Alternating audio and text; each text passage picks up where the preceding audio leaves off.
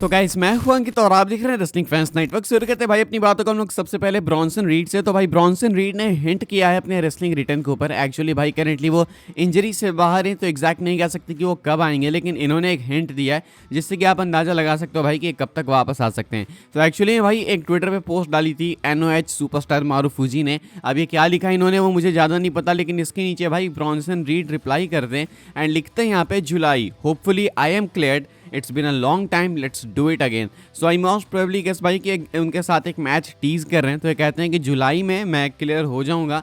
तो बहुत लंबा टाइम हो गया एक दूसरे को फेस किए, तो चलो भाई वापस से एक दूसरे को फेस करते हैं। तो ऐसा कुछ कहना है ब्रॉन्सन रीड का। अब ये किसको फेस करेंगे किसको नहीं करेंगे वो सब हम यहाँ पे बात नहीं कर रहे हैं, हम बात कर रहे हैं इनके कमबैक की। तो अगर ये जुलाई तक क्लियर होने वाले हैं, बिकॉज पहले भी अपडेट्स थी कि वो रेसलमेनिया के बाद ही क्लियर होंगे।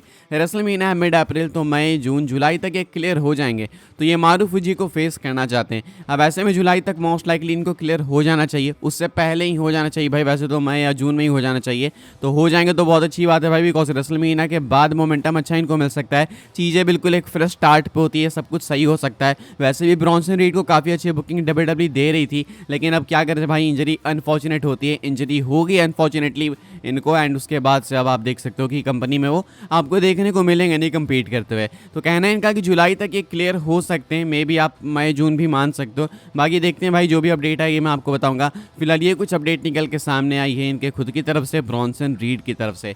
आगे बढ़ते हैं गाइस, हम लोग बात करते हैं अगली स्टोरी के बारे में। एंड मैं आपको बताने जा रहा हूँ भाई Monday night raw on Netflix के टिकट सेल्स। एक एपिसोड तो हो गया भाई अपना डेब्यू एपिसोड, अब अगला वाला जो एपिसोड है इसकी बात करते हैं। ये जो आपको अभी इस ट्यूसडे देखने को मिलेगा इसकी बात हम लोग करने वाले हैं। तो भाई इसको लेकर अपडेट है कि मंडे नाइट रॉ ने भाई 11,000 से ऊपर टिकट्स बेच डाले हैं, यानी कि इस वाले शो के लिए भी 11,000 से ऊपर टिकट्स बिक चुके हैं। पिछले वाले के लिए 17,000 ऑलमोस्ट बिक गए थे भाई, इस वाले के लिए 11,000। तो कहीं से भी भाई आप ये नहीं कह सकते कि WWE में कोई डिक्लाइन आ रहा है। जितने बेचना चाह रहे हैं भाई उतने बेच रहे हैं, बिकॉज इसकी कैपेसिटी कुछ इतनी है। तो रेसलटिक्स का कहना है भाई कि 11,000 तक WWE बेच चुकी है, वो भी 11,000 से ऊपर बेच चुके हैं। तो डेफिनेटली भाई business is booming. Triple H ने बोला था ना कि in case you have been living under a rock, WWE is on fire right now.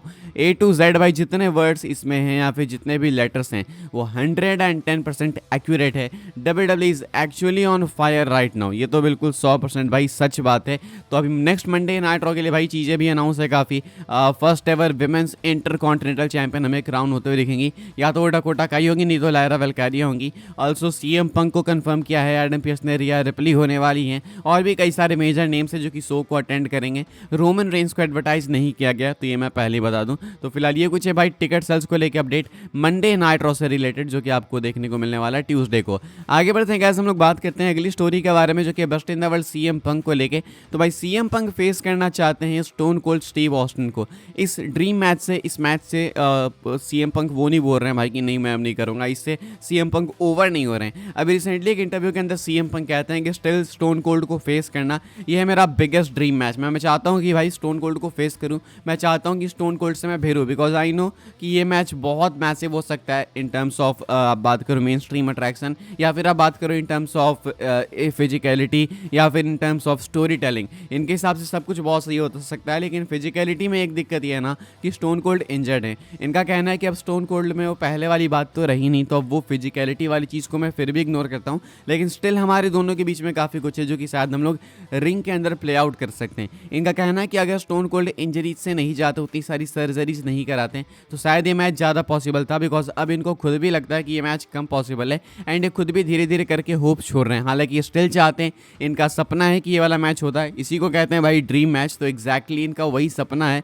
कि ये चाहते हैं स्टोन कोल्ड के साथ एक मैच में रसल करना।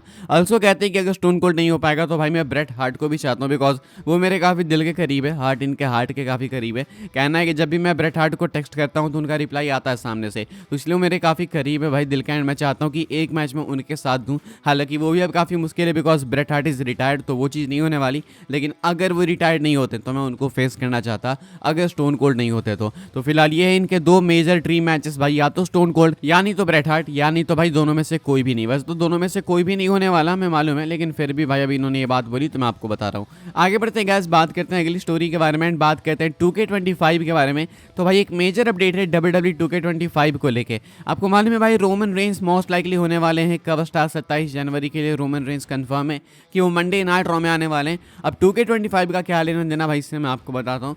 माइक्रोसॉफ्ट स्टोर के ऊपर भाई 2K के अंदर लिस्टेड है कि 28 तारीख को कोई मैसिव अनाउंसमेंट होने वाली है, यानी कि 28 को कुछ मैसिव होने वाला है। अब या तो 28 को ये गेम रिलीज करेंगे, नहीं तो कवर स्टार ऑफिशियल तौर पे रोमन रेंस अनाउंस किए जाएंगे, या नहीं तो भाई ट्रेलर आउट हो जाएगा। मुझे ऐसा लगता है पर्सनली कि ट्रेलर आउट हो जाएगा with the cover star Roman Reigns. बाकी गेम तो अभी नहीं आउट होने वाला, वो अराउंड मार्च आउट होता है, तो वो मैं मार्च के लिए ही एक्सपेक्ट करूंगा। ऑल्सो आप 2K के पेज पे जाओगे, ट्विटर पेज पे, तो वहाँ पे इन्होंने अपने हेडर में बैनर में 28 जनवरी लिख के रखा है। तो 28 जनवरी कुछ तो मैसिव है भाई 2K के लिए, गेमर्स के लिए, तो गेमर्स को मजा आएगा डेफिनेटली भाई। एंड 28 जनवरी उनके लिए एक इंपॉर्टेंट दिन होने वाला है। ऑल्सो ये रंबल से पहले होने वाला, सो आई मोस्ट प्रोबेबली अज्यूम भाई कि ये जो होने वाली है अनाउंसमेंट, ये इनकी ट्रेलर से ही रिलेटेड होने वाली है। रोमन कवर पे होंगे, साथ में पूरा ट्रेलर ये डालेंगे एंड उसके बाद सेम ट्रेलर ये एडवर्टाइज करेंगे रॉयल रंबल 2025 में। तो अच्छी हाइप मिल जाती है रंबल को भी उससे एंड इससे उसको भी मिल जाती है, तो दोनों म्यूचुअली आगे बढ़ते रहते हैं। आगे बढ़ते हैं गाइस, हम लोग बात करते हैं अगली स्टोरी के बारे में, जो कि है भाई अपनी WWE की ग्रेटेस्ट थीम सॉन्ग से रिलेटेड। मैं आपको बताने जा रहा हूँ भाई टॉप 20 WWE के greatest theme songs ever. Watch mojo ने एक्चुअली रेट किया है भाई, एंड ये रहा भाई आपके सामने स्क्रीनशॉट। नंबर 1 पे इन्होंने रखा है स्टोन कोल्ड स्टीव ऑस्टिन के थीम सॉन्ग को, एंड ये थीम सॉन्ग है I want do what you tell me. Definitely iconic है भाई, इस पर कोई डिबेट करने की नीड नहीं है। हल्क हॉगन का रियल अमेरिकन नंबर 2 पे है। रॉक का इलेक्ट्रीफाइंग थीम सॉन्ग नंबर 3 पे है। नंबर 4 पे है भाई John Cena the time is now वाले थीम सॉन्ग के साथ। नंबर 5 पे है Shawn Michael sexy boy theme के साथ। नंबर 6 पे D generation X are you ready वाले थीम के साथ रैंडी ऑर्टन। नंबर 7 पे वॉइसेस वाले थीम के साथ में। नंबर 8 पे है Chris Jericho break the walls down के साथ। नंबर 9 पे है बटिस्टा आई वॉक अलोन के साथ। 10 पे है ट्रिपल एच द गेम वाले थीम के साथ में। 11 पे है कर्ट एंगल मेडल वाले थीम के साथ में। 12 पे है एज मेटालिंगस वाले थीम के साथ में। नंबर 13 पे है कोडी रोड्स किंगडम वाले थीम के साथ में। नंबर 14 पे है अंडरटेकर रस्ट इन पीस वाले थीम के साथ में। आई थिंक अंडरटेकर काफ़ी ऊपर हो सकते थे भाई, काफ़ी ज़्यादा ऊपर। नंबर 15 पे है केन बर्न वाले थीम के साथ में। नंबर 16 पे है Roman Reigns head of the table वाले थीम के साथ में। नंबर 17 पे है CM punk cult of personality वाले थीम के साथ में। नंबर 18 पे है सेथ रॉलिंस विजनरी वाले थीम सॉन्ग के साथ में। बाकी 19 पे है एवोल्यूशन भाई पूरी evolution line in the sand वाले थीम के साथ में। एंड नंबर 20 पे है रे मिस्टीरियो बोयाका 619 के साथ में।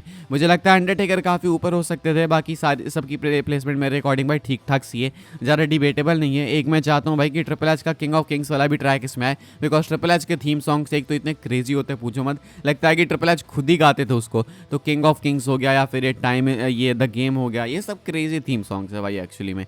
बाकी आगे बढ़ते हैं गाइस, हम लोग बात करते हैं अपनी आखिरी स्टोरी के बारे में, जो कि बीस्ट इनकार्नेट ब्रॉक लेसनर को लेके। आप में से काफ़ी सारे लोग भाई ब्रॉक लेसनर के रिटर्न को एक्सपेक्ट कर रहे हो विंस मैकमैन की अपडेट के बाद, तो इनका क्या स्टेटस है मैं आपको बता दूं। ये अपडेट मैं आपको वैसे बता चुका हूं, तो उससे आइडिया लग जाना चाहिए।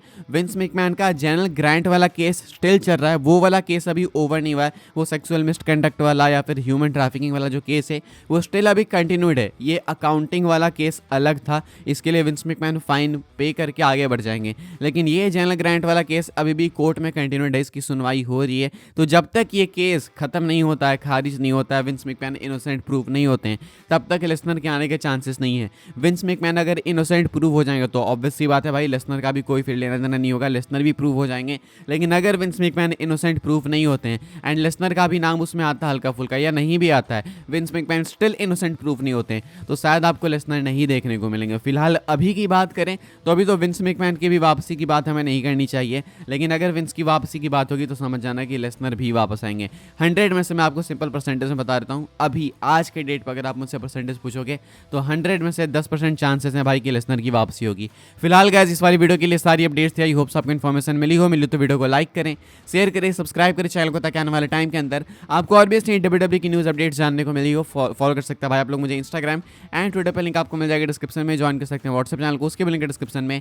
मिलेंगे मैं आपसे अगले वीडियो में, तब तक के लिए good bye, thanks for watching. And मेरी आवाज़ हो सकता है भाई बीच बीच में अटकी हो सकता है डिफरेंट हो, अभी जस्ट मैं सुबह उठा हूँ बिकॉज मेरे यहाँ होने वाला पावर कट, तो फटाफट से वीडियो रिकॉर्ड करके पोस्ट करने की कोशिश कर रहा हूँ। तो आज शायद वीडियो जल्दी आनी चाहिए एंड आगे भी जल्दी ही आएगी।